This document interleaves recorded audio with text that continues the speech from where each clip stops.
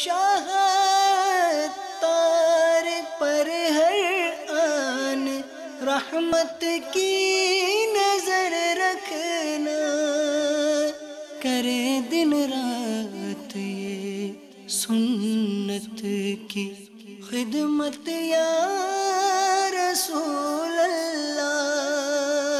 الحمد لله رب العالمين والصلاة والسلام على سيد المرسلين، أما بعد فأعوذ بالله من الشيطان الرجيم، بسم الله الرحمن الرحيم، الصلاة والسلام عليك يا رسول الله وعلى آلك وأصحابك يا حبيب الله، الصلاة والسلام عليك يا نبي الله وعلى آلك وأصحابك يا نور الله۔ میٹھے میٹھے اسلامی بھائیوں اور اسلامی بہنوں، الحمدللہ عز و جل خالق کائنات جل جلالہ کی زمین پر عشق رسول صلی اللہ تعالی علیہ وآلہ وسلم کا مدنی جام تقسیم کرنے والے ایسے مرد کامل اب بھی موجود ہیں جو فیشن کی آفت میں گرفتار لوگوں کو پیارے مصطفیٰ صلی اللہ تعالی علیہ وآلہ وسلم کی سنت کریمہ کا اسیر بنانے کے خواہاں ہیں۔ یہ اللہ عز و جل کا خاص کرم ہے کہ اس نے ہمیں اس پرفتن دور میں تبلیغ قرآن و سنت کی عالمگیر غیر سیاسی تحریک، دعوت اسلامی کا مدنی ماحول اور شیخ طریقت امیر اہل سنت ابو بلال حضرت علامہ مولانا محمد الیاس عطار قادری رضوی دامت برکاتہم العالیہ جیسے ولی کامل کی صحبت باثر سے نوازا۔ یقیناً امیر اہل سنت دامت برکاتہم العالیہ ان عظیم ہستیوں میں سے ایک ہیں جن کی مخلصانہ جد و جہد کی برکت سے ہزاروں نہیں بلکہ لاکھوں مسلمان بالخصوص نوجوان برائیوں سے تائب ہو کے نیکیوں کی راہ پر گامزن ہو چکے ہیں۔ الحمدللہ عز و جل بلا مبالغہ امیر اہل سنت دامت برکاتہم العالیہ نے اپنے سنتوں پر بیانات کے ذریعے لاکھوں مسلمانوں کے دلوں میں مدنی انقلاب برپا کر دیا۔ لہذا تمام اسلامی بھائی اور اسلامی بہنیں اس بیان کو توجہ کے ساتھ سماعت فرمائیں۔ الحمدللہ رب العالمین والصلاة والسلام علی سید المرسلین، اما بعد فاعوذ باللہ من الشیطان الرجیم، بسم اللہ الرحمن الرحیم، والصلاة والسلام علیک یا رسول اللہ وعلی آلک واصحابک یا حبیب اللہ، والصلاة والسلام علیک یا نبی اللہ وعلی آلک واصحابک یا نور اللہ۔ اللہم صلی وسلم وبارک علی سیدنا و مولانا محمد النبی الأمی الحبیب العالی القدر العظیم الجاہ وعلی آلہ وصحبہ وسلم صلاة و سلام علیکہ یا سیدی یا سیدی یا مکی یا مدنی یا عربی یا رسول اللہ۔ ایک مرتبہ ہم مومنوں کی مقدس ماں حضرت ام المؤمنین سیدتنا عائشہ صدیقہ رضی اللہ تعالی عنہ شام کو رات کے وقت کپڑا سی رہی تھی، سوئی ہاتھ سے گر گئی، چراغ بھی گل ہو گیا۔ اتنے میں حضور سراپا نور فیض گنجور صلی اللہ تعالی علیہ وسلم کا اس گھر میں ورود مسعود ہوا۔ جیسے ہی آپ قدم رنجا ہوئے کہ آپ کے مبارک دانتوں کی کھڑکیوں سے نور کی کرن پھوٹنے لگی جس سے کمرہ جگمگانے لگا۔ اس اجالے میں حضرت عائشہ صدیقہ رضی اللہ تعالی عنہ نے اپنی سوئی تلاش کر لی، پھر عرض کرنے لگی اے میرے سرتاج صلی اللہ تعالی علیہ وسلم کتنا نورانی اور پیارا پیارا چہرہ ہے۔ فرمایا کہ کچھ بدنصیب ایسے بھی ہوں گے جو بروز قیامت میرا یہ نورانی چہرہ دیکھنے سے محروم رہیں گے۔ عرض کیا یا رسول اللہ صلی اللہ علیہ وسلم وہ بدنصیب کون ہوں گے؟ فرمایا وہ بخیل ہوں گے، اور بخیل وہ ہے کہ جس نے میرا نام سنا، جس کے آگے میرا نام ذکر کیا گیا اور اس نے مجھ پر درود نہ بھیجا، وہ بخیل ہے اور قیامت کے روز وہ میری زیارت سے محروم رہے گا۔ اللہم صلی وسلم وبارک علی سیدنا و مولانا محمد النبی الأمی الحبیب العالی القدر العظیم الجاہ وعلی آلہ وصحبہ وسلم۔ دکھوں نے تم کو جو گھیرا ہے تو درود پڑھو، جو زیارت کی ہے تمنا تو درود پڑھو۔ اللہم صلی وسلم وبارک علی سیدنا و مولانا محمد النبی الأمی الحبیب العالی القدر العظیم الجاہ وعلى آله وصحبه وسلم صلاة وسلاما عليك يا سيدي يا سيدي يا سيدي يا مكي يا مدني يا عربي يا رسول اللہ. مدنی مصطفیٰ صلی اللہ تعالیٰ علیہ وسلم کا وجود مسعود نور ہی نور ہے. آپ سراپا نور ہیں. اندھیرے آپ کے آنے سے چھٹ جاتے، یعنی یہ ظاہری بتی بجھنے کا اندھیرا وہ بھی چھٹ جاتا اور کفر و ظلمت کا اندھیرا بھی چھٹا. میرے آقا امام اہل سنت رحمۃ اللہ علیہ کے محترم بھائی مولانا حسن رضا خان علیہ رحمۃ الرحمان اسی واقعے کی نسبت سے فرماتے ہیں سوزن گم شدہ ملتی ہے تبسم سے تیرے. سوزن سوئی کو کہتے فارسی میں. سوزن گم شدہ ملتی ہے تبسم سے تیرے، شام کو صبح بناتا ہے اجالا تیرا. جلوائے یار ادھر بھی کوئی پھیرا تیرا، حسرتیں 8 پہر تکتی ہے رستہ تیرا. خار صحرائے نبی پاؤں سے کیا کام تجھے، آ میری جان میرے دل میں ہے رستہ تیرا. جن و انسان و ملک کو ہے بھروسہ تیرا، سرورا مرجع کل ہے در والا تیرا. ہائے پھر خندہ بے جا میرے لب پر آیا، ہائے پھر بھول گیا راتوں کا رونا تیرا. اے مدینے کی ہوا دل میرا فسردہ ہے، سوکھی کلیوں کو کھلا جاتا ہے جھونکا تیرا. اللہم صلی وسلم وبارک علی سیدنا و مولانا محمد النبی الامی الحبیب العالی القدر العظیم الجاہ وعلی آلہ وصحبہ وسلم صلاة و سلاما علیک یا سیدی یا سیدی یا سیدی یا مکی یا مدنی یا عربی یا رسول اللہ صلی اللہ علیہ وسلم. پیارے اسلامی بھائیو، محمد غزالی علیہ رحمۃ اللہ علیہ نے نقل کیا ہے مکاشفۃ القلوب میں کسی بزرگ کا کہ لوگ جتنا تنگ دستی سے ڈرتے ہیں اگر اتنا ہی جہنم سے ڈرتے ہوتے تو دونوں ہی سے بچ جاتے. لوگ جتنا دولت سے محبت کرتے ہیں جنت سے بھی اتنا ہی الفت کرتے ہوتے تو دونوں ہی کو پا لیتے. لوگ جتنا ظاہر میں دوسرے لوگوں سے ڈرتے ہیں اگر باطن میں وہ اللہ سے ڈرتے ہوتے تو دونوں کے یہاں شہید ہو جاتے. ایک مرتبہ میرے مدنی سرکار صلی اللہ تعالی علیہ وسلم نے فرشتوں کے سردار جبریل امین سے استفسار فرمایا کہ جہنم میں کون کون سے طبقے ہیں اور کون کون سے طبقے میں کون کون رہے گا. تو جبریل امین نے اس کی کیفیات بیان فرمائی. عرض کی یا رسول اللہ صلی اللہ علیہ وسلم سب سے نچلا طبقہ جو وہ حاویہ، اور حاویہ میں منافقین رہیں گے، ظاہر جس کا اسلام ہو اور باطن میں اس کے کفر بھرا ہو منافقین، وہ مطلب سب سے نچلے طبقے میں رہیں گے. اور ان طبقوں کا میں آپ کو فرق بتاؤں کہ ہر طبقہ جو ہے نا بہت زیادہ ایک دوسرے سے مختلف. یعنی حاویہ جو ہے وہ سب سے آخری طبقہ ہے جہنم کا، تو ہر ایک اپنی اپنی جگہ پر مطلب کہ تکلیف میں بے مثال ہے. جیسے کہ کسی کا سر بھی دکھ رہا وہ سمجھے کہ مجھے سب سے زیادہ درد ہے اور میرا تو موڈ پورا کرا، بات ہی سجائی نہیں دیتی. جیسے ہر ایک مطلب شکایت کرتا ہے کہ صاحب ہمارا گھر کرائے گا، کرایہ دار تنگ کرتا ہے، تو ہم لوگ مشورہ دیتے ہیں بھائی جو فٹ پاتھ پر ہوتا ہے اس کو دیکھ کر اپنا دل بہلا لے. جیسے کہ شیخ سعدی رحمۃ اللہ علیہ علم حاصل کرنے کے لیے چلے تھے، پاؤں میں جوتا نہیں تھا. جب کوفے پہنچے تو ان کو اور بھی دل میں شکوہ پیدا ہوا کہ یا اللہ میں تیرے راستے میں نکلا اور میرا جوتا ہی غائب ہے، میں برہنہ پا چل رہا ہوں.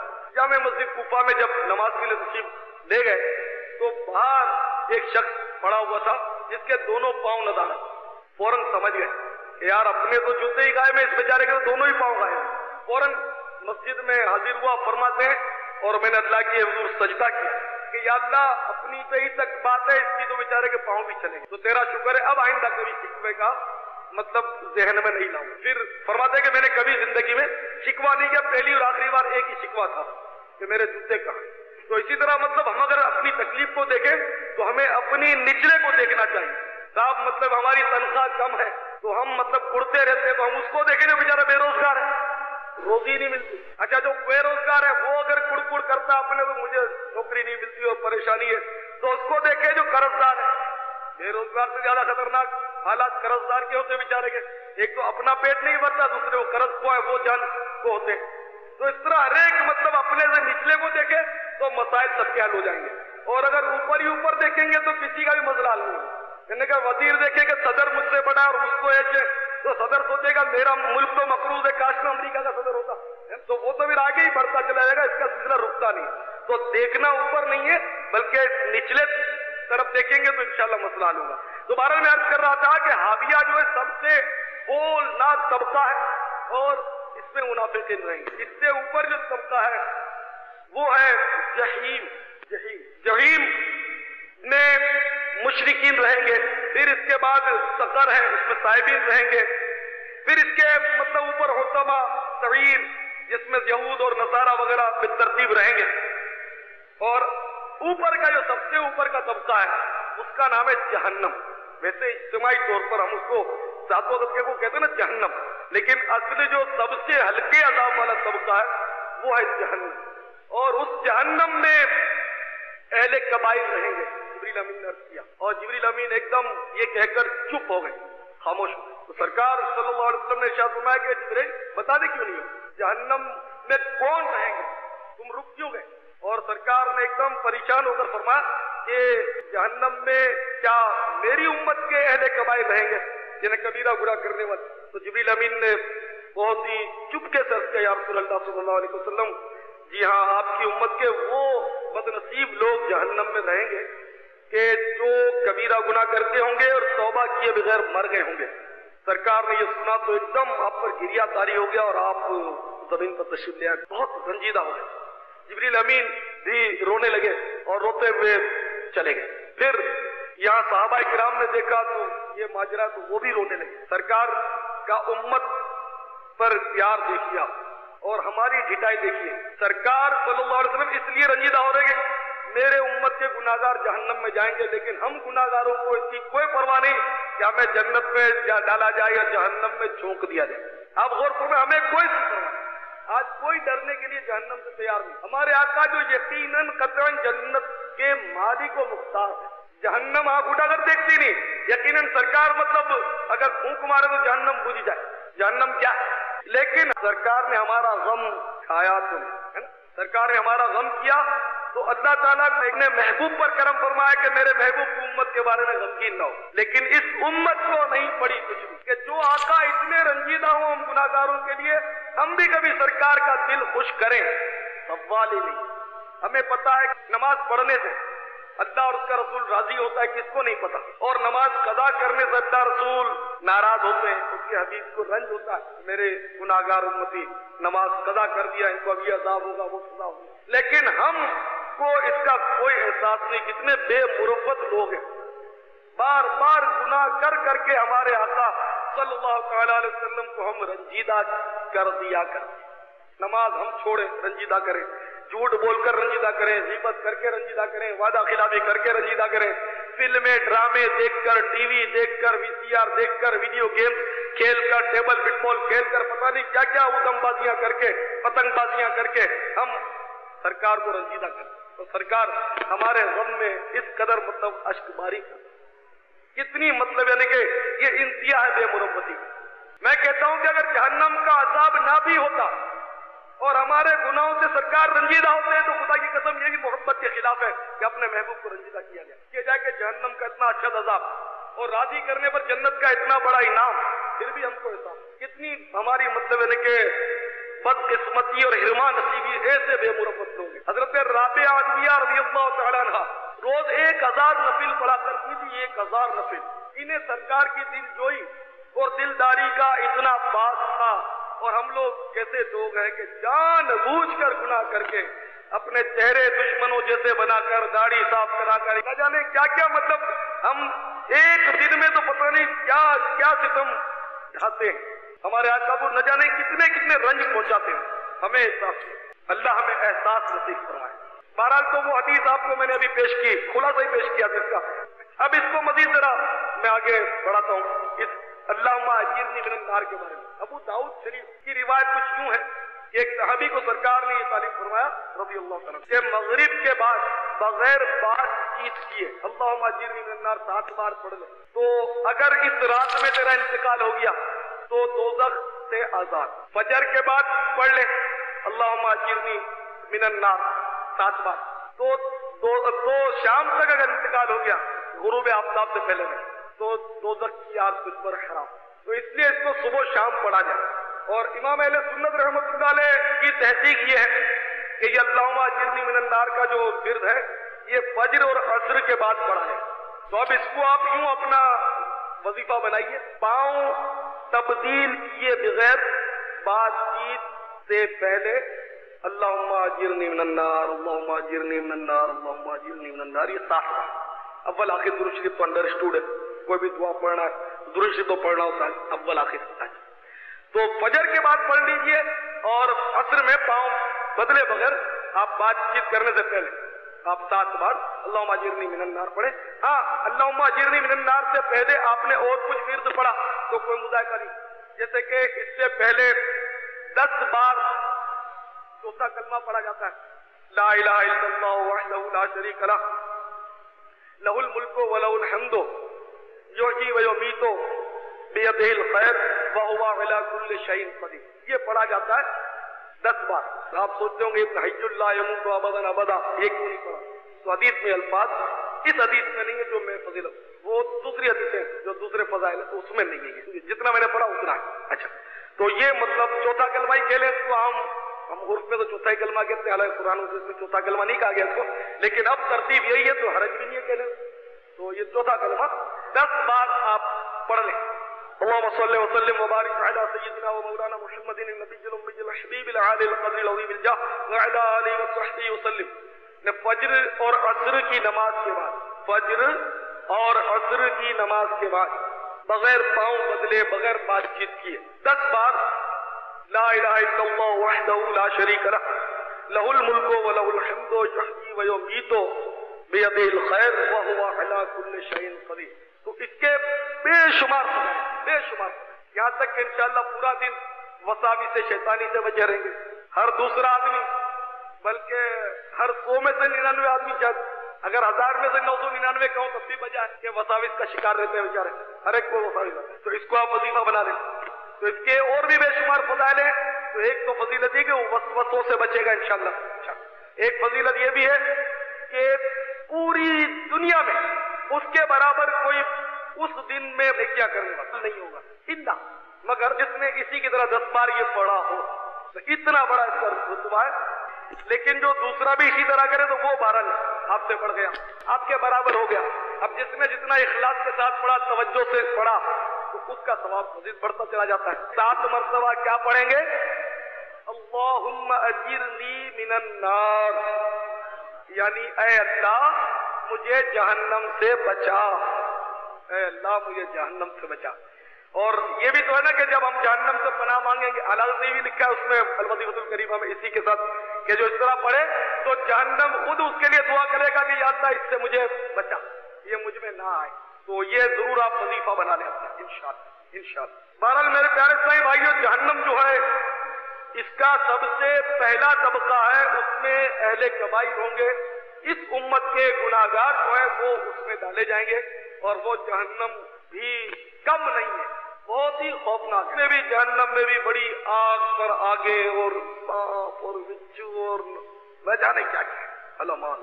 قرآن شریف میں اللہ تبارک و تعالیٰ ارشاد فرماتا ہے تم مجرموں کو دیکھو گے کہ بیڑیوں میں ایک دوسرے سے جڑے ہوں گے، ان کے کرتے رال کے ہوں گے اور ان کے چہروں کو آگ ڈھانپ لے گی. یعنی مجرموں کو تم دیکھو گے اس طرح کہ وہ زنجیر میں جکڑے ہوں گے شیطان کے ساتھ. یعنی جس طرح جہنم میں، یہ پہلے سمجھ لیں کہ ہر ایک کے ساتھ محافظین فرشتے بھی ہوتے ہیں اور ہر ایک کے ساتھ ایک ایک شیطان ہوتا ہے. آپ نے حمزاد کا نام سنا ہوگا، حمزاد، اسی شیطان کو حمزاد آپ کہہ لیں. تو وہ جو شیطان ہے وہ ہر ایک فرد بشر کے ساتھ ہوتا ہے، حتیٰ کہ سرکار کے ساتھ بھی تھا صلی اللہ علیہ وسلم. مگر سرکار تو پھر سرکار ہے. آپ فرماتے کہ میں نے اپنے حمزاد کو مسلمان کر لیا، آپ نے اس کو مسلمان کر لیا، تو پھر تو سوال ہی نہیں کہ اس نے بہکانا ہو. اچھا، تو سرکار پر شیطان کا وار چل بھی نہیں سکتا، ہر نبی معصوم ہوتا ہے علیہ الصلوۃ والسلام. تو بہرحال یہ کہ ہر ایک کے ساتھ شیطان ہوتا ہے. تو اس شیطان کو بھی اور اس بندے کو بھی دونوں کو زنجیر سے باندھ کر جہنم میں ڈالا جائے گا، تاکہ بندہ اس کو بھی دیکھتا رہے کہ یہ میرا ساتھی میرے ساتھ ہے، بڑی دوستی نبھائی، اس کے تو بڑا اس نے بھی دوستی نبھائی کہ ابھی ہر وقت ساتھ مطلب رہے گا جہنم میں، کافر جو ہمیشہ جہنم میں رہے گا اور ہر وقت اس کے ساتھ شیطان بھی اس کا جلتا ہی رہے گا. اور جہنم میں باندھنے کا جو انداز ہے وہ بڑا خوفناک ہے. جس طرح یہاں پولیس والے ہتھکڑیاں ڈالتے ہیں اور ہتھکڑیاں ڈال کر مجرم کو لے جاتے ہیں، مجرم کی شرم کے مارے بری حالت ہوتی ہے، اور بے مروت مجرم ہوتا ہے وہ کرتا ہے خوب کہ اپنا روپ پڑا ہے عوام پر، عوام تھوک رہی ہوتی ہے، وہ کر کے چلتا ہے کہ میرا روپ پڑا، لوگ مجھ سے ڈریں گے. تو اپنی اپنی کیفیات ہوتی ہے. تو اس طرح مطلب یہ کہ نہیں باندھیں گے. یہاں یہ ہتھکڑی ہوتی ہے اور یہ سب سیٹنگ ہوتی ہے، سمجھے. ہتھکڑی سمیت ہی بندے بھاگ جاتے ہیں، اخباروں میں آتا ہے. تو کیسے بھاگتے ہوں گے اس کو تو سمجھانے کی ضرورت نہیں. تو یہ کہ وہاں نہ کوئی بھاگ سکے گا نہ وہاں ایسی ہتھکڑیاں ہوں گی. وہاں کی زنجیریں بہت لمبی لمبی ہوں گی. 70 ہاتھ فرشتے جو ہے نا، فرشتوں کے ہاتھ کی 70 ہاتھ لمبی ہوں گی. اب پتہ نہیں فرشتوں کے ہاتھ کتنے لمبے ہوں گے. ایسے ایسے فرشتے جو زمین و آسمان کو گھیر لیتے ہیں، بڑے بڑے ہوتے نا فرشتے، تو 70 ہاتھ تو پتہ نہیں کتنی لمبی ہوں گی. اچھا، اب ان زنجیروں سے باندھنے کی عجیب کیفیت ہے، واقعی دل لرزا دینے والی کیفیت ہے. مختلف روایتوں میں مختلف طریقے لکھے ہیں باندھنے کے. اچھا، کسی کو یعنی اس طرح بھی باندھا جائے گا کہ وہ ہاتھ توڑ کر دل کی طرف ہاتھ گھونپ دیا جائے گا اس بندے کا، اور پیٹھ سے توڑ کر آر پار ہاتھ نکالا جائے گا، اور اس ہاتھ کے ساتھ شیطان کو باندھا جائے گا. اور اس طرح مطلب بڑا خوفناک طریقہ ہے، یعنی کہ باندھا نہیں جائے گا، ایکچولی مطلب پرویا جائے گا. تو اس طرح مطلب اتنا خوفناک طریقہ باندھنے کا. اور روایتوں میں آتا ہے کہ جب بندہ اس طرح ناکام ہو کر جب پہنچے گا، حساب میں فیل ہو گیا، امتحان میں فیل ہو گیا، اور جب جہنم کی طرف جائے گا تو فرشتے زنجیروں اور توق لے کر اس کا استقبال کریں گے. اس دنیا کے ذلیل اور حقیر مطلب یعنی کہ پیشے کے لیے، دولت کے لیے بندہ امتحان دیتا ہے تو اتنا سر پٹکتا ہے، اتنا روتا ہے، تڑپتا ہے کہ میں کسی طرح اس امتحان میں پاس ہو جاؤں. میں لاکھ کہوں پھر بھی مجھے 2-4 تو آتے ہیں دعا کرانے کے لیے. میں اتنا سمجھاتا ہوں کہ بھائی دنیا کے امتحان ہے، محنت کرو گے پاس ہو جاؤ. بغیر محنت کے نقلیں بھی کرنی ہے، چوریاں بھی کرنی ہے، ممتحن کو رشوت بھی دینی ہے، پھر دعا کرانا بھی ہے. تو یہ تو نہیں چلتا نا، دونوں ہی تو ساتھ ساتھ نہیں ہو. یا تو پھر ٹھیک ہے دعا پر بیٹھے رہو اور محنت کرو، تو یہ تو کرنا نہیں، نقلیں کرنی ہے. اب نقلیں کرو اور کہو کہ دعا کرو تو یہ مزہ نہیں آتا. یا نقل مت کرو. اگر دعا پر اتنا بھروسہ ہے، اور بھروسہ ہونا چاہیے، دعا مومن کا ہتھیار ہے، لیکن ہم لوگوں کے اعتقادات کتنے کمزور ہیں. تو بہرحال ہے کہ اس دنیا کے امتحان کی ہر ایک کو فکر ہے، ہر طالب علم اس میں پاس ہونے کے لیے بے قرار ہے. لیکن آپ سوچئے، اللہ نہ کرے آخرت کے امتحان میں فیل ہو گئے تو اس وقت کیا بنے گا؟ اول تو خود قیامت کا دن 50,000 سال کا دن ہے. اگر اس میں فیل ہو گیا کوئی بدنصیب تو فرشتے اس کو پکڑ لیں گے اور اس کو پکڑ کر جہنم کی طرف لے جا رہے ہیں. اب کتنی اس پر افسردگی چھائی ہوگی، حسرت و یاس اور بے مائگی کی کیفیت ہوگی، اور کس قدر مطلب اس کا منہ پڑ گیا ہوگا. آپ مطلب اگر شریف ہو اور خدا نہ کرے کہ پولیس والا پکڑ لے تو کتنی بے عزتی اور رسوائی ہوتی ہے، اور بالکل بھوک مر جاتی ہے، نیند اڑ جاتی ہے، رو تو رویا نہیں جاتا، اتنی کیفیت مطلب بری ہوتی ہے. پھر بھی آدمی بے چین ہو جاتا ہے. لیکن وہاں اگر پکڑ لیا گیا کہ اس کو لے جاؤ جہنم میں، آدمی غور کرے، اپنے اوپر سوچے کہ اللہ نہ کرے اگر میرے ساتھ یہ ہوا تو میں کیا کروں گا. اگر حکم دے دیا گیا کہ اس کو لے جاؤ جہنم میں، اور فرشتے پکڑ لیں گے مجھے اور گھسیٹ کر پھر لے چلیں گے، تو گھسیٹ کر اس طرح نہیں لے چلیں گے جس طرح بکری کو کان پکڑ کے گھسیٹ کر لے آتے. نہیں، وہاں گھسیٹنے کا انداز بھی دوسرا ہے، منہ کے بل گھسیٹا جائے، اس کو ہم سوچ بھی نہیں سکتے. ایک رگڑ ہی کوئی کھا لے، منہ نہیں بیٹھ کر اولے سے رگڑ کھا لے، کوئی زور کی ایک رگڑ کھا لے پتا چلے. تو نعوذ باللہ منہ سے اگر رگڑا جائے تو ہم سوچ ہی نہیں سکتے کہ اس میں تکلیف کتنی ہوگی. سانس میں سب ٹوٹ کے چورا ہو جائیں گے ظاہر منہ سے گھسیٹنا. جب لوگ مارتے ایک دوسرے کو لڑتے گھسیٹتے کتنی تکلیف ہوتی. تو جہنم میں منہ کے بل گھسیٹا جائے گا، اور فرشتے اس طرح جب بالکل ذلیل کر کے دیے جا رہے ہوں گے تو کیا ہر طرف سے مطلب صدائیں آ رہی ہوں گی، یہ جہنم ہی جا رہا ہے، یہ جہنم ہی جا رہا ہے. پھر 4 لاکھ فرشتے اس کا استقبال کریں گے، اس کو باندھا جائے گا. اور الامان رکھتے اس کا تصور بھی اگر ہم کریں تو ہمارے رونگٹے کھڑے ہوں گے. ہر ایک کو یہ سوچنا چاہیے کہ کہیں ایسا نہ ہو کہ میں نماز آج نہیں پڑھتا، اس کی وجہ سے مجھے فرشتے پکڑ کر گھسیٹنا شروع کر دیں گے، میں جھوٹ بہت بولتا ہوں، میں گالیاں بکتا ہوں، میں داڑھی منڈاتا ہوں، ان گناہوں کے سبب مجھے فرشتے کی پکڑ کے لے چلیں گے اور جہنم میں جھونک دیں گے. نہ ماں کام آئے گی، نہ باپ کام آئے گی، نہ بیوی، نہ بچے، نہ کوئی سورس، نہ حکومت، نہ افسری کام آئے گی، نہ صدارت کام آئے گی، نہ وزارت کام آئے گی، کچھ بھی کام نہیں ہے. انسان سوچے، اس طرح غور کرنے سے بہت کچھ مطلب ہے کہ सीखने को मिलता है। बुजुर्गान दीन बहुत डरते थे अल्लाह के खौफ से, वो लरसते रहते थे इस कदर, हालांकि इतने नेक होते थे। तो ये अल्लाह के खौफ से लरसना ये उन्हीं का हिस्सा था। मेरे आका सल्लल्लाहु अलैहि वसल्लम ने ये आयत मुक़द्दसा तिलावत की, यानी हमारे पास बेड़ियां दोज़ख है और गले में अटकने वाला खाना है और दर्दनाक अजाब है। ये आयत पढ़ रहे थे मेरे आका सल्लल्लाहु अलैहि वसल्लम।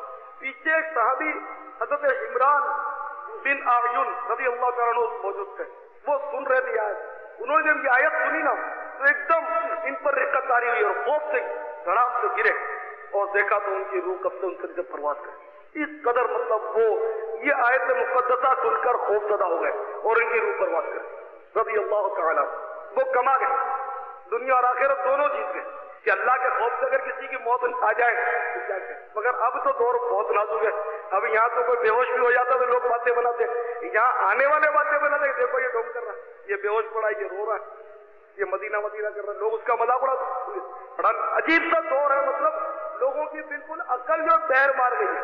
इनको वो अच्छा लगता है कि जब खूब तबले पर छाप पड़ रही है और कोई रक्त कर रहा हो और बेखुद हो तो बोलते हाँ ये सब इसको हाल आ गया। लेकिन अगर अल्लाह के खौफ से कोई रोए तड़पे तो बोलते ये क्या कर रहा है। अजीब मतलब यानी कि माहौल बनता जा रहा है। तो पहले तो ऐसे वाकया होते रहते थे। सैयदना फारूक आज़म रज़ी अल्लाह तआला अन्हु से भी ऐसे वाकयात मंसूर हैं कि वो बाद कोई आयत सुनते ऐसी जिसमें खौफ खुदा का और जहन्नम का तज़किरा होता तो वो गिर जाते, बेहोश हो जाते। ये मतलब आयतें और भी, और सहाबा इकराम से, औलिया इकराम से कसरत से मतलब बारिश इस तरह की आयतें हैं कि वो इस तरह मतलब बेहोश हो जा करते थे। हज़रत महमूद बिन मेहरान रज़ी अल्लाह तआला अन्हु फरमाते कि हज़रत सलमान फारसी रज़ी अल्लाह तआला अन्हु ने जब ये आयत मुक़द्दसा सुनी, यानी जहन्नम जो है इन तमाम के वादे की जगह, जहन्नम इन तमाम के वादे की जगह है। जब ये आयत करीमा सलमान फारसी रज़ी अल्लाह तआला अन्हु सुनी तो इनकी हालत गैर हो गई, यानी कि ये आयत सुनकर ये बिल्कुल मतलब अपसेट हो गए, बस इसी में घूम गए, सर पर हाथ रखा और रोते हुए भागे और 3 दिन तक इनको होश नहीं था।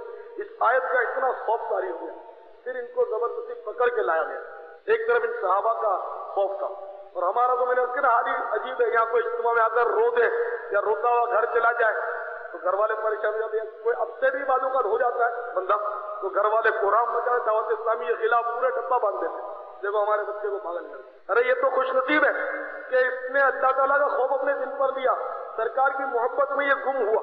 लेकिन दुनिया की मोहब्बत में जो लोग हंसते उनको ये इश्क की चाशनियां कहाँ नसीब और इनको खौफ खुदा कि ये मजे कहाँ मिले हैं जो बेचारे इनको समझ पाते। तो अल्लाह ताला हमारे हाल पर रहम फरमाए, हमारा होश सलामत रहे तो ये काम ज्यादा बढ़ेगा, वरना अगर लोग बेहोश होते गए तो फिर ये घर वाले तंग करते आने नहीं। इनको भी अल्लाह ताला अपने सलीम अता फरमाए। अल्लाह करे पहले ऐसा दौर आ जाए जब मेरे आका हुजूर गौसे आज़म रज़ी अल्लाह तआला अन्हु बात फरमाते थे तो हर बात में दो एक जनाजे उठते हर बात में, और कभी कभी तो सैकड़ों उठ जाते थे, यानी कि 20 जनाजे सैकड़ों जनाजे उठते थे और लोग बेहोश तो कसरत से होते थे, कपड़े वपड़े फाड़ होते और बड़ा अजीब शोर हुल मच जाता था।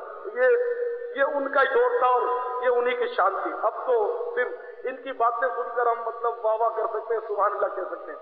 अमल तो हमने करना नहीं, वो तो पहले से तय ही कर रखा। कोई लाख जहन्नम का तज़किरा सुनाए, हमें खूब डरा दे, कितना ही डरा दे, वक्ती तौर पर सर भी झुका लेंगे, आंखें भी नम कर लेंगे, मगर फजर तो हमने पढ़नी ही नहीं, नमाज तो हमने शुरू करनी नहीं, दाढ़ी तो हमने रखवानी ही नहीं है, वो तो पहले से ही बिल्कुल तेज। हमें कोई कितना ही डराए, हम न सुधरे हैं न सुधरेंगे, कसम खाई शायद खुदा न खाए, अल्लाह ना करे सब। बहरहाल मेरे प्यारे इस्लामी भाइयों, तो बुजुर्गाने दीन बहुत डरा करते थे और क्यों न डरते, जहन्नम है ऐसी जगह कि वो बहुत डरते थे।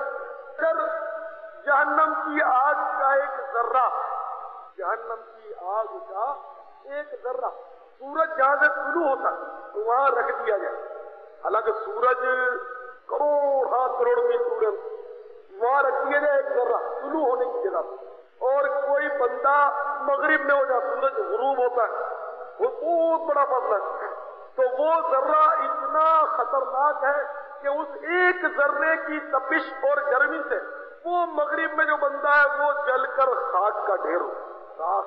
اتنی تو معاذ اللہ جو اس جہنم میں جائے گا اس کا کیا ہے علمان. اور جہنمی تنگ آ جائیں گے اور اللہ تعالیٰ کو پکاریں گے، مالک علیہ السلام کو پکاریں گے، اللہ کو پکاریں گے. میں نے سنا تھا. تو ان کے بعد پھر وہ ایک یہ بھی حدیث میں آتا ہے کہ وہ اللہ تعالیٰ سے برسات مانگیں گے کہ ہمیں برسات، ہم پر برسات دے. وہ برسات کی درخواست کریں گے. 1000 سال تک وہ چلاتے رہیں گے، عاجزیاں کرتے رہیں گے کہ یا اللہ بارش بھیج، اب تو ہماری حالت خراب ہے. تو سرخ بادل آئیں گے. اب بادل سرخ ہو یا سیاہ ہو یہ سمجھیں گے تو بارش آئی، تو واقعی اس میں بارش آئی.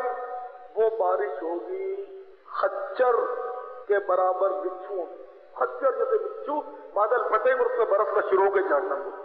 ایک ایک بچھو اتنا خطرناک ہوگا ان میں سے کہ ایک بار اگر کسی کو ڈنک مار دینا تو 1000 سال تک اس کا زہر، اس کا درد اور اس کی سوزش ختم نہ ہو، تڑپتا ہے.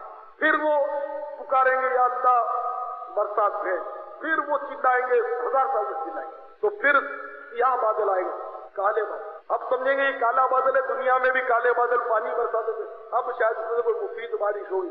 تو وہ سیاہ بادل بھی پھٹیں گے، کالے بادل بھی.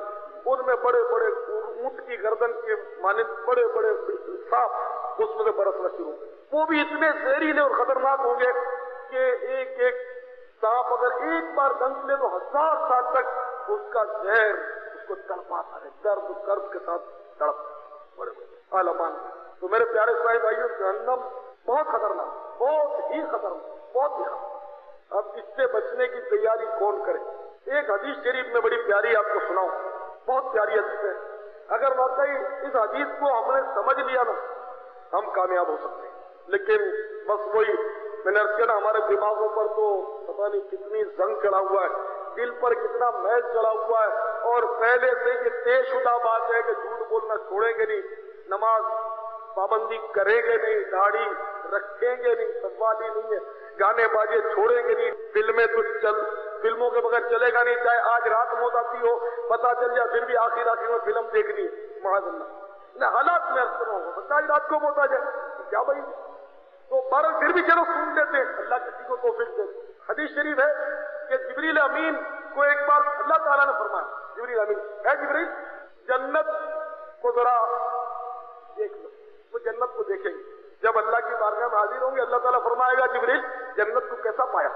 عرض کریں گے یا اللہ اتنی نعمتیں، ایسی جنت، یا اللہ تیری عزت کی قسم اس جنت کو جو کوئی دیکھ لے، جو کوئی دیکھ لے وہ اس کو حاصل کیے بغیر رہ ہی نہیں سکتا، چاہے کتنی جتن کر لے وہ جنت کو ہاتھ سے کبھی ضائع نہیں کرے.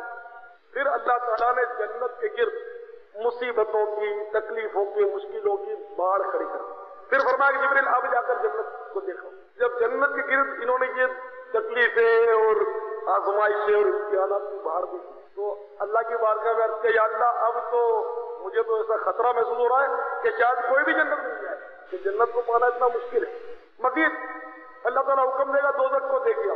وہ دوزخ دیکھیں گے. دوزخ کو جب دیکھیں گے تو آپ پھر اللہ کی بارگاہ میں حاضر ہوں گے. اللہ فرمائے گا جبریل دوزخ کو کیسا پایا؟ عرض کریں گے یا اللہ تیری عزت کی قسم اس دوزخ کو کوئی دیکھ لے، کسی کو پتہ لگ جائے تو سوال ہی پیدا نہیں ہوتا کہ کوئی دوزخ میں جائے. پھر اللہ تعالیٰ نے اس کے گرد لذتوں شہوتوں کا جال بچھا دیا، باڑ لگا دی. جبریل اب دیکھ کر پھر وہ گئے. پھر دیکھ کر پلٹے اور عرض کیا یا اللہ اب حالات ایسے کہ مجھے یہ خطرہ لگتا ہے کہ اب جہنم سے کوئی بھی نہیں بچ سکے گا، کوئی بھی نہیں. اس حدیث پر غور کریں. جنت ایسی ہے کہ ہر ایک اس کو طلب کرے ہی کرے اور کرتا ہی کرتا ہے. جنت جو سمجھتے ہیں لوگ جنت طلب کرتے ہیں، لیکن جنت کے گرد مشکلات نہیں ہیں، یعنی کہ آزمائشیں کہ اس کو عبور کرنے کے لیے کوئی بھی تیار نہیں. نمازیں پڑھو جنت ملے گی تو نماز میں یہ ہوتی ہے، فجر میں نیند آتی ہے، سردیوں میں وضو میں ٹھنڈ لگتی ہے، کاروبار کے ٹائم پر گاہک چلے جاتے ہیں. نماز بڑا مشکل امر ہو گیا، 10 15 20 منٹ نماز ہم سے نہیں پڑھی جاتی. دیکھو نا پورے دن کی آپ نمازوں کا حساب بھی لگا لیں، اگر آپ 15 منٹ بھی ان کی لگا لیں تو 1.25 گھنٹہ ہو جائے، زیادہ سے زیادہ 1.25 گھنٹہ. آپ فرض وطر اور سنتیں پڑھ لیں، جو نوافل بالفرض نہیں پڑھتے، ورد و وظائف میں نہیں کرتے، صرف فرض اور وطر اور سنتیں پڑھ لیں सब ज्यादा सवा घंटा, यानी नमाज पढ़ो जन्नत मिलेगी ये पता है, लेकिन नहीं पढ़ी, जन्नत चाहिए नमाज, यानी कि जन्नत हासिल करने के लिए रोज का सवा घंटा दो। लेकिन इस जलील दुनिया को कमाने के लिए लोग 18-18 घंटे रोज के लगाते, 24-24 घंटे डंडा लेकर घूमते रहते, ड्यूटियां देते, 12 घंटे 24 घंटे मजदूरी करते, मेहनत करते, गर्मियों में यूं पसीना बहाते। हालांकि नमाज में पसीना नहीं बहता, पंखा चल रहा होता। अब तो कई जगह एयर कंडीशन मस्जिदें हो गई, फिर भी नहीं पड़ी। लज्जत इतनी है ना, दुनिया के कमाने में लज्जत बहुत। अब देखो ना, बास को नौकरियां इतनी सख्त होती है, कंडक्टर है, बार वाला है, पान वाला है, ये बेचारे इस किस्म के लोग इतने अजीब बेचारे फंसे हुए होते हैं, इनकी ड्यूटियां इतनी सख्त और इतनी मगजखोरी और मगजमारी तौबा, और इज्जत बिल्कुल नहीं, हरे उसको पुकार ही करता, हरे उसको जिल्लत के साथ पुकारता है बेचारे में। और फिर भी मतलब है कि सुकून क्या, अब 12 घंटे ड्यूटी दी, अब थके हारे थे, ऊँधे पड़ गए। अब जैसे आँख खुली तो फिर वो फजर भी निकल गई थी और जल्दी ड्यूटी पर भाग भाग के जाना। न खाने का टाइम मिलता है, न पीने का टाइम मिलता है, न घूमने फिरने का टाइम मिलता है, न दुनिया की मतलब है कि जो चीजें वो भी नसीब नहीं। इसी तरह व्यापारी जो बेचारा होता है, वो उसके गाहक आ रहे जा रहे, गाहक आ रहे जा रहे, यहाँ तक कि वो दोपहर का टिफिन वक्त आ गया, नमाज की को फिक्र, चलो नमाज की फुर्सत नहीं। इन बेचारे गरीबों को देखिए, ये गरीब ही है, ये मालदार जितनी भी सब गरीब, तो इनको बेचारों को देख देख के बड़ी हैरत होती है कि इनका टिफिन बॉक्स आया हुआ है, खाना तैयार है, अभी टिफिन बॉक्स खोलने के लिए बैठते हैं, तो टुड़िंग टुड़िंग घंटी बजे तो लगे पड़े, वो खाना ठंडा हो, या खाना शुरू किया, एक निवाला भी मुंह चल रहा था कि फिर वो किसी ने आ गया कि वो 1 किलो ये दे दो, आधा किलो वो दे दो, आ जाते, फिर वो सारा तो कांटे पर आके तोड़ने, खाना सारा ठंडा पड़ा। चाय पीने का बड़ा शौक है, चाय आ गई, इतने में ग्राहक भी साथ छोड़ पड़े, तो ग्राहकों के लगे हुए चाय बिल्कुल वो मीठा, तो वो शरबती बन गई, जाहिर ठंडी हो गई, चाय का मजा ही का गर्म के बने। यानी कि दुनिया की लज्जतें भी इन बेचारों को नसीब नहीं जो माल के जाल में फंसे हुए अपने को साफ करते। अल्लाह ताला ऐसे माल से मुझे तो महफूज ही रखे। जो माल के पीछे परेशान है उनको सुख नहीं है, उनको दुनिया का सुख नहीं, बस ये राजी होते रहते हैं कि मेरा इतना माल बन गया, मेरी इतनी दौलत बन गई, मेरा इतना बैंक बैलेंस बन गया, ये खुश होते रहते हैं। लेकिन नतीजा कुछ भी नहीं, धड़ाक करके मौत आ जाती है और बेचारे ये जा वो जा खत्म। सेठ जी को फिक्र थी कि 10-10 कीजिए, मौत आ पहुंची कि हजरत जान वापस कीजिए, तो वो सौदा तोलते तोलते भी बंदा लुढ़क जाता है। दर्जी है तो कपड़े की कटिंग करते करते सर उसका ढलक जाता है। अगर वो कार का मालिक है तो कार चलाते वक्त ट्रैक करके टकरा जाता है। अगर वो ऐसे केस में नोटों की गड्डियां लेकर जा रहा है तो वो डाकू आकर गोली से उड़ा देता है। तो गरीब तो बड़ा सेफ है इस मामले में, बेचारा मतलब जो जिस दौलत के पीछे हम ख्वार हैं, मैं उसकी आपको झलकियां दिखा रहा हूँ, कहीं हमारी अक्ल में आए। लेकिन मुझे पता है कि मेरी बातें किसी के पल्ले पड़ती नहीं, मुझे बिल्कुल पता है। सबको पता है कि हराम से जो नजर पुर करेगा वो दोज़ख की आग से भरी जाएगी। ये हदीस मैंने 20 बार बयान की है, 21वीं बार सुन ले, मैंने गिनकर 20 नहीं, मुहावरों का आपको झूठ बोलता है, 20 बार कहा जाता है, मतलब मुहावरा। तो मतलब अब 21 बार सुन ले मिसाल के तौर पर कि जो अपनी आग को हराम से पुर करता है उस आग को आग से भरा जाए, ये अब सबको पता चल गया। और हदीस कीमिया शहादत इमाम गजाली रहमतुल्लाह ने भी इसको नक़ल किया है। अच्छा, अब इस हदीस को आप सुन चुके। अच्छा, अब अगर आपकी आंख में कभी कचरा पड़ गया होगा, कभी झोंका लग गया होगा, झोंका लग जाता है तो आंख सुर्ख टमाटर हो जाती है, कभी प्याज काटते होंगे तो उससे आंखों में आंसू और जलन हो गई होगी, कभी आपकी आंखें आई भी होंगी, आंखें आई समझते ना, उन्हीं बीमारी हो जाती है आंखों में, तो आंखों में वो कीचड़ या चिपड़ वगैरह हो जाता है, तो बड़ा दर्द होता है, तो फिर आपको काले काले चश्मे पहनते हैं ठंडक के लिए, है ना, पूरे जतन करते हैं आप। मामूली तकलीफ आंख आपकी बर्दाश्त नहीं कर सकती, बड़ा नाजुक ये उल्म है। कचरा पड़ जाए, मामूली जर्रा पड़ जाए और वो जर्रा मिर्च का हो अगर तो तिगनी का नाच बचा। मिर्च की गली में आप गुजरे बाजार में एक दिन का हवा से उड़कर और मिर्च का पड़ गया तो हुई मार कर क्या दे दिया और मसलना शुरू करेंगे और दाल धूम हो जाए यहाँ का। ये सब आपको समझा रहा हूँ ताकि आप गौर करें कि फिर उस हदीस को गौर करें कि जो आग को हराम से पुर करेगा वो आग से भरा जाए। तो एक मामूली जर्रा वो आग जो आंख बर्दाश्त नहीं कर सकती, भला ऐसी आंख जहन्नम की आग कैसे बर्दाश्त कर सकती है जो आग भर जाए आंख में, सोच भी नहीं सकते, सोच ही नहीं। ये पता चल गया, लेकिन हराम से पुर जरूर करना। حرام سے پر کس طرح کیا جاتا ہے بھائی؟ کوئی حرام کا کوئی لکوڈ نہیں ہے جس سے بھرا جاتا ہوں آپ کو. آنکھ کو پر کرنے اس میں آپ وہ سلائی کے ذریعے لگاتے ہیں ڈراپر مطلب کے ذریعے ڈراپ میں ٹپکا، ایسا نہیں. حرام سے پر کرنا، حرام سے بھرنے کے معنی یہ کہ معاذ اللہ نامحرم کو دیکھا، عورت کو، بے ریش لڑکے کو یا ریش والے لڑکے کو شہوت کے ساتھ دیکھا، اور آج کل یہ عام ہے بدقسمتی سے. فلم دیکھا، یہ بھی بدقسمتی سے عام ہے، یہ بھی حرام سے پر کرنا ہوا. حدیث شریف میں کہ پہلی نظر جو عورت پر پڑی بے اختیار وہ معاف ہے. اب ایک نظر پہلی پڑ گئی بے اختیار تو کوئی نعوذ باللہ یہ سوچے ہیلا کرے کہ پہلی نظر ماں اور دیکھتا رہے تو اب تو قصد و ارادے کو دخل ہو کے حرام ہو گئی ہے نا. تو بے اختیار جو پہلی نظر پڑی اور جو فوراً پھیر لی گئی وہ معاف، پھر ارادہ نہیں گئی. تو بدقسمتی سے یہ حرام سے پر آنکھیں ہوتی ہیں. بدقسمتی سے فلمیں ڈرامے تو چلو ہم بازاروں گلیوں سے باز نہیں رہتے، ہم اپنی نگاہوں کی حفاظت کریں، کم از کم کوشش کریں کہ ہم بچ نہیں سکتے. یہ مطلب ہر جگہ مطلب بے پردگی ہے تو ہم اپنے طور پر بچائیں. پہلی نظر بے اختیار پڑی وہ ہو گئی معاف. فلم دیکھنے کا کس نے کہا تھا؟ یہ فلم میں جو ہم دیکھتے ہیں مناظر اس میں تو عورتیں ہوتی ہیں، رقص و سرور ہوتا ہے، کیا نہیں ہوتا. تو یہ سب دیکھنا یہ تو ہمارے اختیار میں ہے. ٹی وی میں ڈرامہ دیکھنا نہ دیکھنا یہ ہمارے اختیار میں ہے. کم از کم ان سے تو بچا جا سکتا ہے. لیکن بس بات وہی ہے کہ شاید نہ سدھریں گے قسم کھائی. دنیا کی کوئی طاقت ہمیں نہیں سدھار سکتی.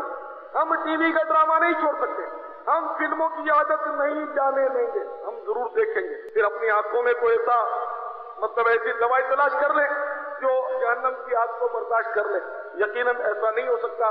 جب ایسا نہیں ہو سکتا تو پھر بچنے کی کوشش کیجیے. تو جنت میرے بھائیوں ضرور سرکار کے صدقے میں ملے گی، اس کو حاصل کرنا ہے، لیکن اس کے لیے کوشش بھی کرنی چاہیے. جو مشکلات اور جو گھاٹیاں ہیں اس کو عبور کرنا ہے، اور جو مطلب امتحانات ہیں اس سے گزرنا، اور جہنم جو ہے اس سے بھی بچنا ہے، اور اس جہنم کے گرد لذتوں اور شہوتوں کی جو پہاڑ ہے اس کو عبور کرنا ہے. اور واقعی یہ بڑا مشکل ہے. گناہوں میں بظاہر بڑی لذت ہوتی ہے، اس لیے بندہ گناہ خواہی نہ خواہی کرتا ہی چلا جاتا ہے. تو اللہ تبارک و تعالی ہمیں گناہوں سے بچنے کی توفیق عطا فرمائے. نیکی کی دعوت دینے کا ایک مؤثر ذریعہ بیان بھی ہے. الحمدللہ عز وجل امیر اہل سنت دامت برکاتہم العالیہ بھی ان علماء میں سے ہیں جن کے بیانات سننے والوں پر جادو کی طرح اثر انداز ہوتے ہیں. آپ کے سنتوں بھرے اصلاحی بیانات کو سننے والوں کی محویت کا عالم قابل دید ہوتا ہے. تبلیغ قرآن و سنت کی عالمگیر غیر سیاسی تحریک دعوت اسلامی کے سنتوں بھرے بین الاقوامی اور صوبائی سطح کے اجتماعات میں بیک وقت لاکھوں مسلمان آپ کے بیان سے مستفیض ہوتے ہیں. بذریعہ ٹیلی فون اور انٹرنیٹ بیان سننے والوں کی تعداد اس کے علاوہ ہے. صرف یہی نہیں بلکہ آپ کے بیانات کیسٹس گھروں، دکانوں، مساجد، جامعات وغیرہ میں بھی نہایت شوق سے سنے جاتے ہیں. باب المدینہ کراچی کے ایک ذمہ دار اسلامی بھائی کا بیان ہے. میرا ایک جگری دوست بہت زیادہ ماڈرن، جوا اور شراب کا عادی اور معاذ اللہ عز وجل گناہوں میں بڑا دلیر تھا. کسی طرح باز نہ آتا تھا. یوں تو وہ باب المدینہ کراچی سے تعلق رکھتا تھا، مگر کاروبار کے لیے اس نے کولمبو میں مقامی خاتون سے شادی کر رکھی تھی. ایک بار باب المدینہ سے کولمبو روانگی کے وقت میں نے اس کے سامان میں امیر اہل سنت دامت برکاتہم العالیہ کے سنتوں بھرے بیانات کی کیسٹ نمازی ڈاکو ڈال دی. کولمبو پہنچ کر اس نے کیسٹ ٹیپ ریکارڈ میں لگائی. امیر اہل سنت دامت برکاتہم العالیہ کے الفاظ تاثیر کا تیر بن کر اس کے جگر میں پیوست ہونے لگے. اس بیان کی برکت سے اس میں حیرت انگیز طور پر مدنی انقلاب آ گیا. یہاں تک کہ کولمبو جیسے فحاشی و عریانی سے بھرپور علاقے میں اس نے داڑھی اور سبز امامہ شریف کا مدنی تاج مستقل طور پر سجا لیا. دعوت اسلامی کے مدنی کاموں میں مشغولیت اختیار کر لی اور امیر اہل سنت دامت برکاتہم العالیہ سے بیعت ہو کر اتاری ہونے کی سعادت بھی پالی. 10 جولائی 2003 عیسوی کو وہ بلند آواز سے کلمہ طیبہ کا ورد کرتے ہوئے موت کی آغوش میں چلے گئے. انا للہ و انا الیہ راجعون.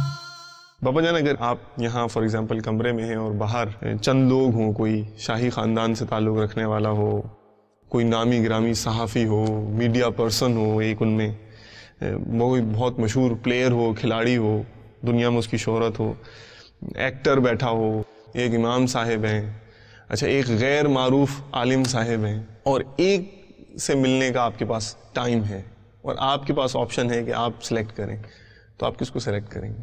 آپ نے وہ غیر معروف عالم کی تو بات کی ہے نا, اسی پر ڈن کرتا. ماشاء اللہ.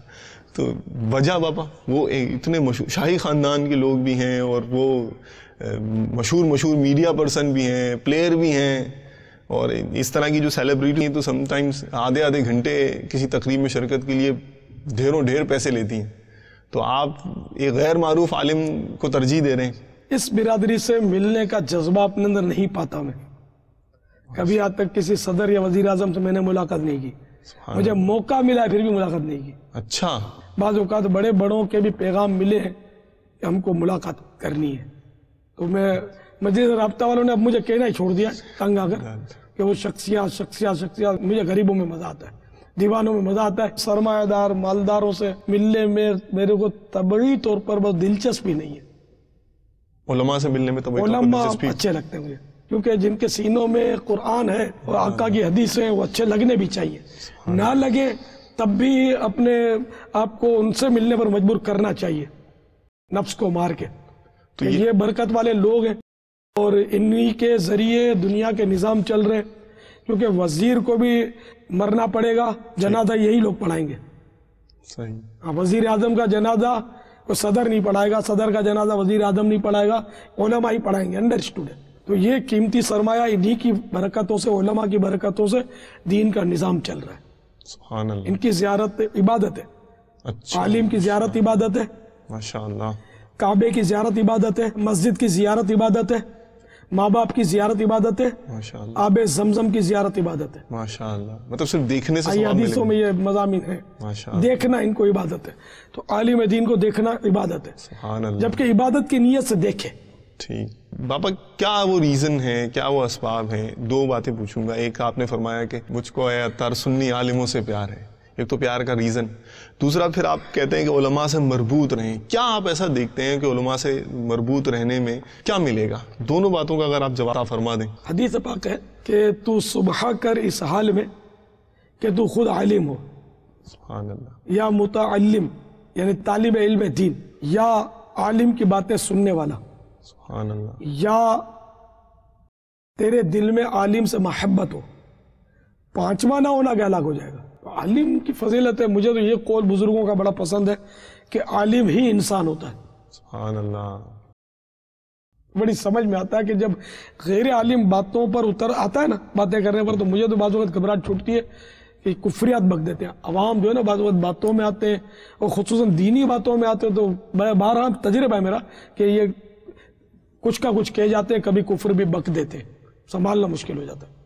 اور عالم ایسی بات نہیں کرے گا, اس سے یہ معاملہ نہیں ہوتا. اور اگر بول بھی دے تو ہم جیسا اگر ہمت کر لے تو ان کی سمجھ میں جلدی آ جائے گا, کیونکہ وہ علم دین رکھتا ہے. تو علماء سے کفریات کا صدور بہت مشکل ہے کہ ہو, عوام سے بہت ہوتا ہے. ان سے باتیں کرنے بہت ڈر لگتا ہے عوام سے. عوام کی بیٹھکوں میں بیٹھنے سے مجھے بہت ڈر لگتا ہے. دینی باتوں پر جب آتے ہیں نا تو گھبراہٹ ہوتی ہے. بعض اوقات دنیاوی باتوں میں بھی ظاہر ہے وہ دینی عنصر آ ہی جاتا ہے باتوں کا. اس طرح کی باتیں کرتے ہوتے ہیں کہ سمجھ سے باہر ہوتی ہیں بسا اوقات.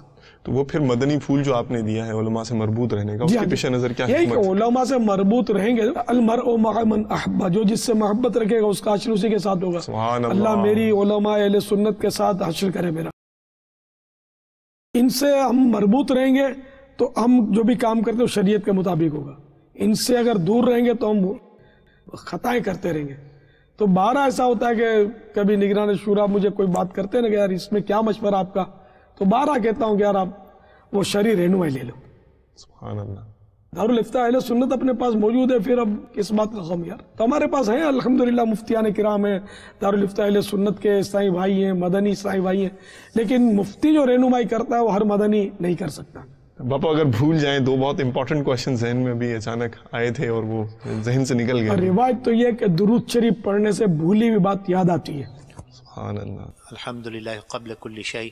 All praise be to Allah, cherish and sustain of the worlds, and choicest blessings and salutations upon the Holy Prophet, Nabiyyuna Habibuna Muhammadur Rasulullah sallallahu alaihi wasallam. We take this opportunity of congratulating him and Dawat-e-Islami locally and internationally for the sterling work that they are doing.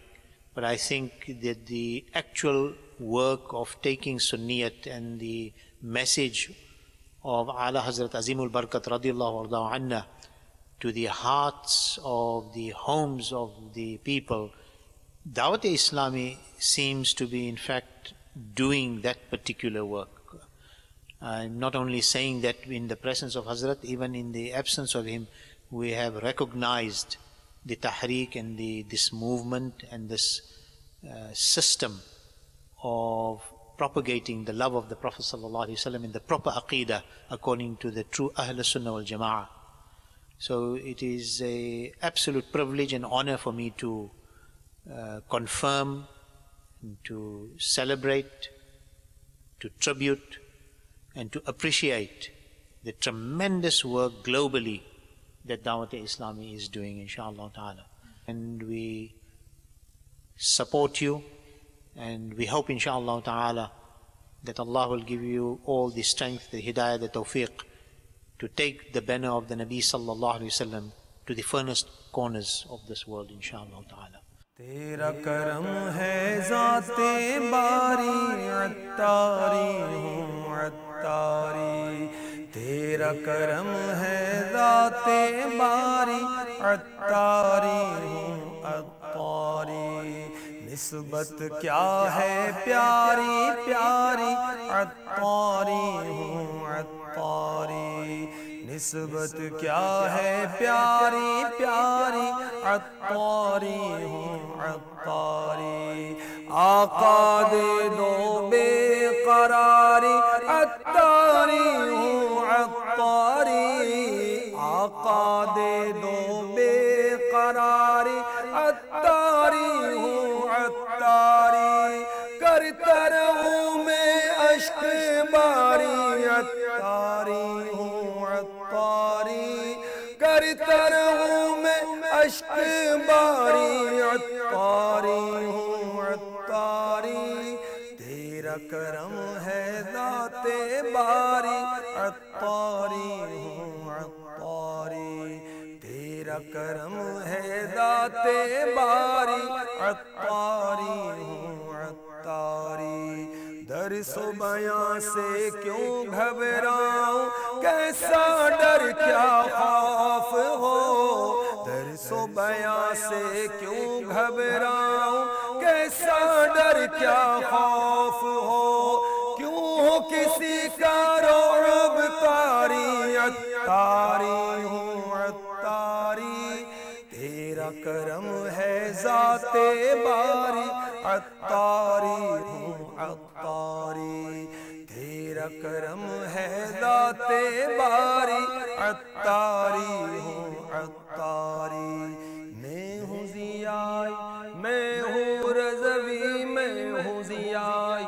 میں ہوں رضوی، سگ ہوں غوث پاک کا، میں ہوں ضیائی میں ہوں رضوی، سگ ہوں غوث پاک کا، قادری میں قادری قادری میں قادری، عطاری ہوں عطاری، تیرا کرم ہے ذات باری عطاری ہوں عطاری، تیرا کرم ہے ذات باری عطاری ہوں عطاری، میں بھی دیکھوں مکہ مدینہ، میں بھی دیکھوں مکہ مدینہ مرشد تیری آنکھوں سے، میں بھی دیکھوں مکہ مدینہ مرشد تیری آنکھوں سے، کب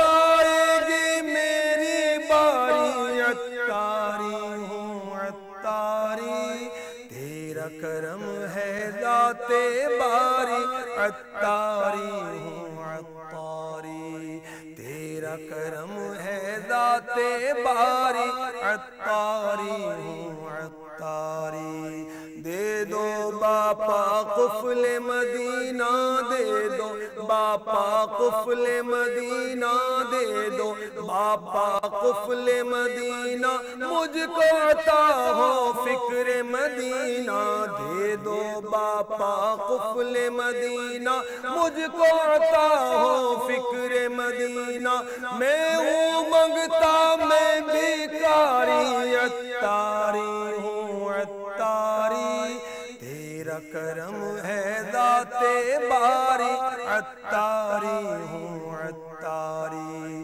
پوری کروں میں ذمہ داری، عطاری ہوں عطاری، کرتا رہوں میں اشک باری، عطاری ہوں عطاری، گزرے یوں ہی عمر ساری، عطاری ہوں عطاری، میں ہوں منگتا میں بھیکاری، عطاری ہوں عطاری۔ صلو علی الحبیب صلی اللہ تعالی علی محمد۔ مجھے اپنی اور ساری دنیا کے لوگوں کی اصلاح کی کوشش کرنی ہے۔